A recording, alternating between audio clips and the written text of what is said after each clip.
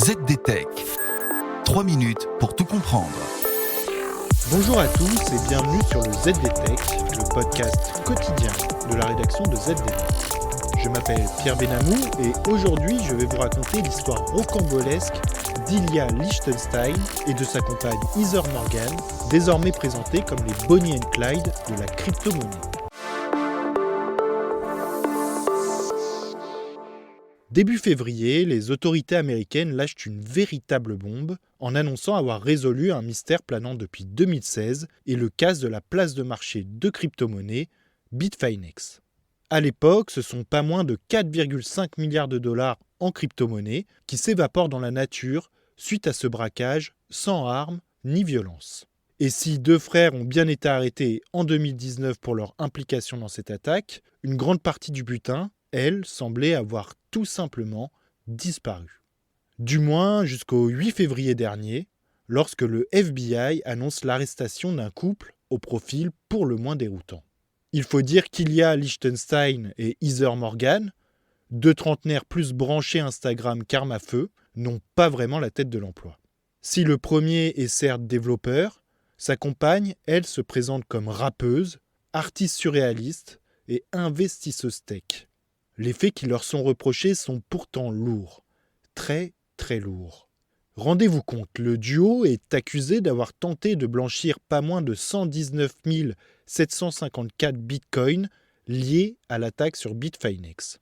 Pour la procureure en charge de l'affaire, c'est bien simple, il s'agit ni plus ni moins que de la plus importante saisie financière jamais effectuée par le département américain de la justice. Mais alors, comment ces Bonnie and Clyde 2.0 ont-ils été démasqués ? Eh bien, comme souvent dans les affaires de ce type, c'est l'étape du blanchiment du butin qui s'est révélée fatale à nos deux malfaiteurs présumés. Pressés de convertir leur magot en monnaie sonnante et trébuchante, le couple aurait ainsi initié plus de 2000 transactions non autorisées au cours des 5 dernières années. De quoi mettre la puce à l'oreille des autorités américaines. Celle-ci accuse aujourd'hui nos deux comparses d'avoir utilisé de fausses identités pour blanchir des fonds sur plusieurs places d'échange de crypto-monnaies via un processus compliqué nommé chain hopping. Les autorités américaines chiffrent à 2000 les adresses de portefeuilles de crypto-monnaies trouvées sur le cloud de Liechtenstein, dont la quasi-totalité était liée aux fonds volés. Si Heather Morgan est aujourd'hui libre, après avoir été libérée moyennant le règlement d'une caution, son compagnon, lui, dort en cellule en attendant leur jugement. Leur histoire n'est pourtant pas sans avoir attiré l'œil d'Hollywood. Selon certaines rumeurs, Netflix serait ainsi mis sur le coup et une série tournant autour du duo serait d'ores et déjà en préparation. Quant aux propriétaires des bitcoins subtilisés, ceux-ci n'ont toujours pas revu trace de leur argent depuis 2016.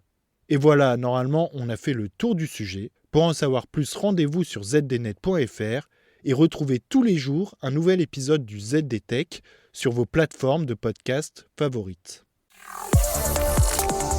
ZDTech. 3 minutes pour tout comprendre.